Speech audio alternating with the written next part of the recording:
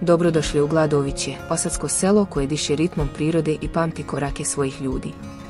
Gladovići se nalaze u jugoistočnom dijelu opštine Srebrenica, oko 25 kilometara od samog grada i povezani su asfaltnim putem.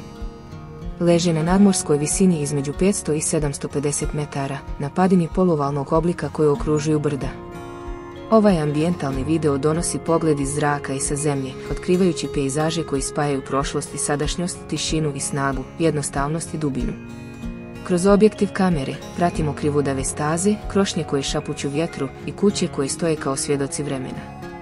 Snimci iz zraka otkrivaju sklad brda i dolina, dok zemaljski kadrovi približavaju svakodnevicu sela mirnu, ali punu života. Ovo nije samo video. Ovo je poziv da usporimo, da oslušnemo, da se sjetimo.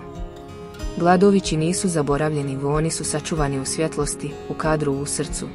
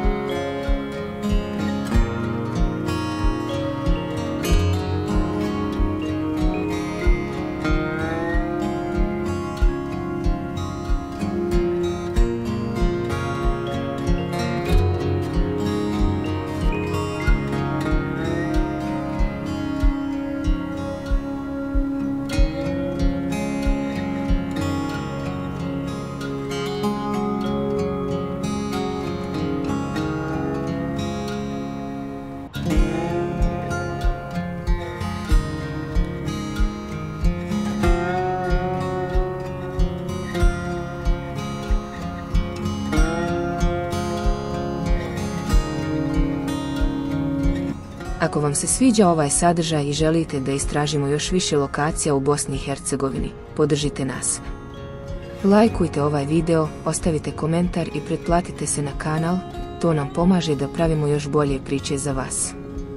Ne zaboravite da kliknete na zvonce kako biste prvi saznali kad objavimo novi video. Hvala vam na podršci i uživajte u nastavku videa.